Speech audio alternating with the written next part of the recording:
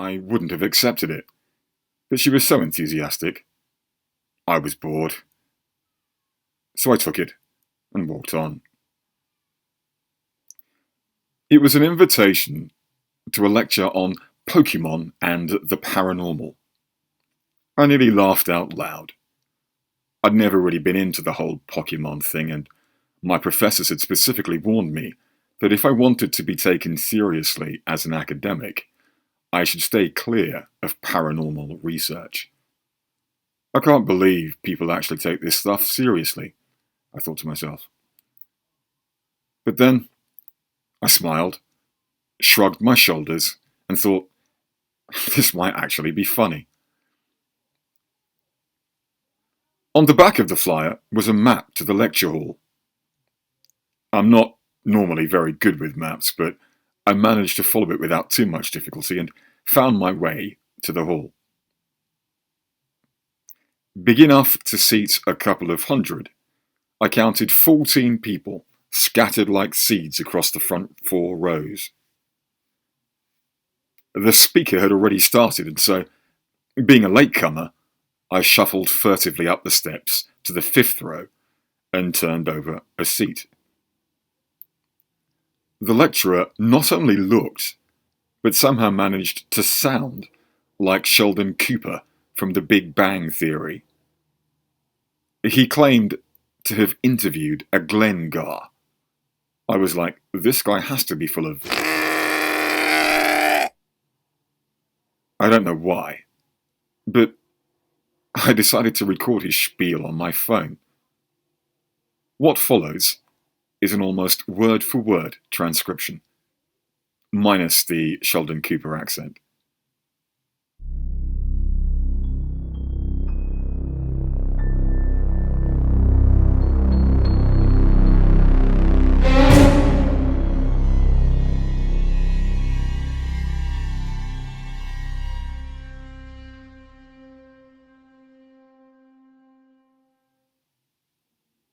At first I thought he was just adjusting. The poor Pokemon had been out on the street so long, all alone. He wasn't used to being indoors. I kept all my Pokemon outside their balls when I wasn't traveling, letting them stretch their legs and settle down for the night more comfortably. My newest member was a Gengar. I had caught him in an alley on the outskirts of the city. I'd caught it with ease on a bright sunny day without much of a fight. It was almost as if he wanted me to catch him. I brought him back to the countryside with me. A stiff breeze noisily rustled through the willows. I wondered why they were called weeping willows. I thought their leaves reminded me of the tresses of a medieval maiden off the pages of Keats. Her hair was long, her foot was light, and her eyes were wild. There were plenty of tall trees casting shadows, and you could see the moon so much better out here. I thought he'd like the area. But, to my surprise, the ghostly Pokemon wasn't interested in running free in the countryside. It seemed to prefer sticking close to me, playing with and mimicking my shadow. I got tired and went back to my room. We both went to sleep.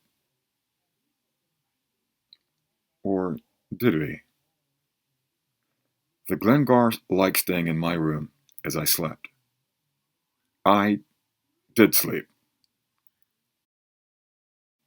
I don't think he did. At least, I'd never seen him sleep. Those huge red eyes were always following me, even as he laid about in my shadow. When I caught him glaring at me, he wouldn't look away. I'd laugh. It was like being stared at by the all-seeing eye of Sauron from The Lord of the Rings.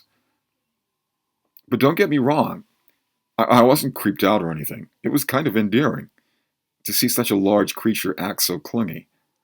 I'd wake up in the middle of the night to be startled by the giant red orbs floating like ghouls in the dark corners of my room. It was sweet, I'd tell myself. The other Pokemon had taken to sleeping outside my room since our Glengar joined the family. Before, Evie slept with me, but she laid out in a dog bed beside the empty hearth when Glengar was in my room. I shivered and pulled my bedding close to me. The temperature in the room had plummeted. Weird. It was a summer's evening.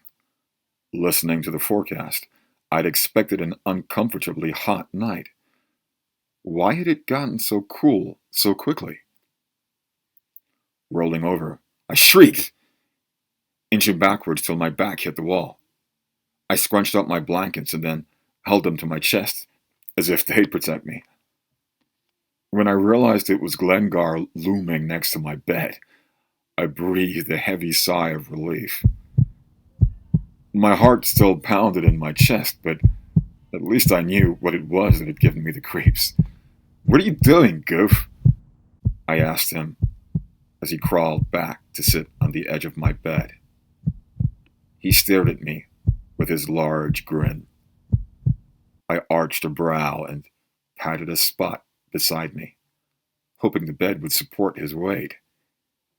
He took the invite, and the bed sank under his size, but did not break. "You can't scare me like that, okay? Is something wrong?"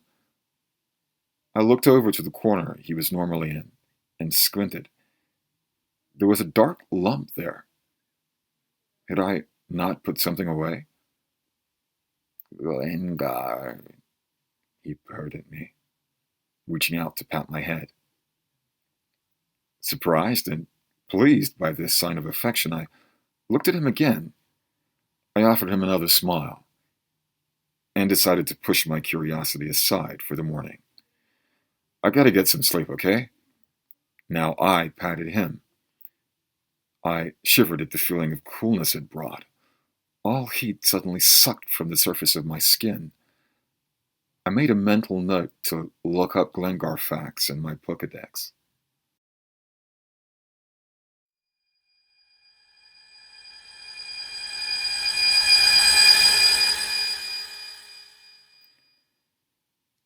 There was no trace of anything in the corner of my room the next morning.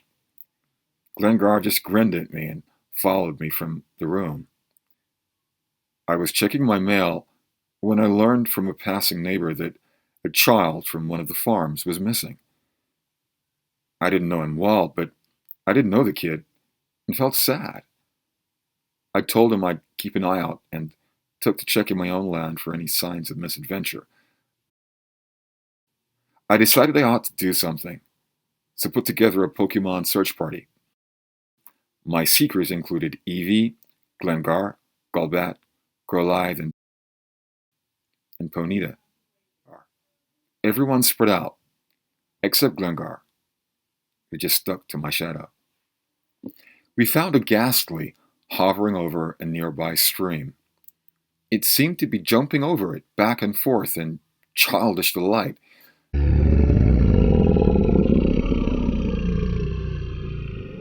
Glengar growled from behind me. I told him to hush and pulled a Pokeball from my belt, hoping to surprise the little ghostly creature.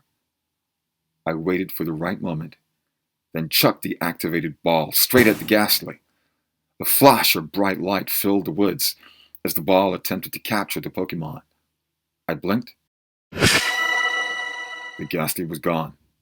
In its place, a rocking Pokeball. Yes! Excitedly, I ran over and picked up the red and white ball from the bank of the stream. I wiped the dirt off on my shorts. Then I turned to head back. Ouch! I tripped on something.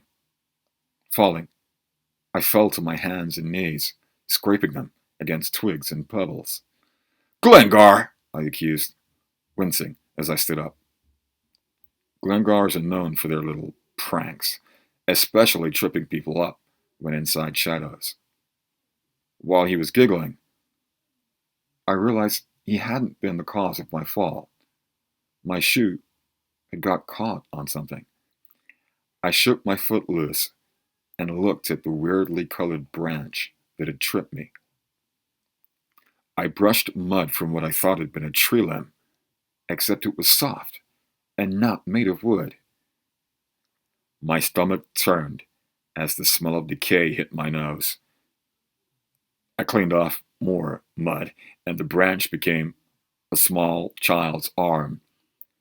I pulled until the arm became a shoulder, a torso, legs, a head. I fell backwards after a final tug freed the small corpse from the ground. I'd used so much force, the corpse nearly sprang up at me that last tug. I spilled the contents of my breakfast on the forest floor as I looked away from the cold, clammy, decomposing body. Glengar, mused the Pokemon in my shadow, hissing like a chuckle. Then I remembered. Over coffee that morning, I looked up the entry on Glengar's in my Pokedex. I read that Glengar's desire a human traveling companion, as once Glengars were human. I read that they try to create other Glengars by taking human life, and that Ghastlies, which are a lesser form of Glengar, are the memories of lost humans. When I'd read this over breakfast, I didn't really take it in. I guess I didn't want to, but suddenly, the unspeakable monstrosity of what I'd discovered began to loom over me like a dark shadow. Unhitching the Pokeball from my belt, I threw it at a nearby tree, releasing the Ghastly from its depths. As I suspected, the ghost-type Pokemon began to hover with heart-rending familiarity over the child's body, its wide, ugly smile filling me with dread. I threw up again and wiped my mouth with the back of my sleeve. Gengar, you didn't! I turned my head sharply to stare at my shadow. It stared back. My shadow danced as I stood rooted to the spot. Get out here now, I said sharply, trembling all over. He pulled himself slowly from the depths of the darkness. He was bigger than I remembered. He hung over me, larger than me now by several feet. The temperature around me now colder than a morgue. Ghastly, whistled the small Pokemon behind me, circling the child's body. Eevee, Golbat, Growlithe, and Ponyta inched back nervously, unsettled as I was. I tried to keep calm. I concentrated on my breathing, but I was shaking too badly. Before I could speak, he reached for me, his dark purple hands wrapping around my throat. I gasped and struggled, grasping for his mitts and yanking with all the strength I could summon. The other Pokemon screamed in panicked alarm as Glengar crushed my windpipe.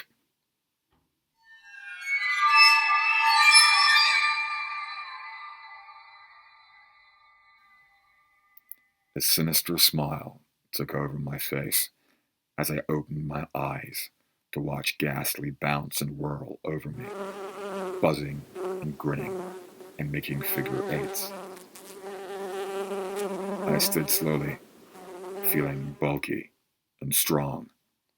I wasn't as tall as my companion, whose red eyes and expression felt the same as mine, but I was much bigger than the fleshy form to my left.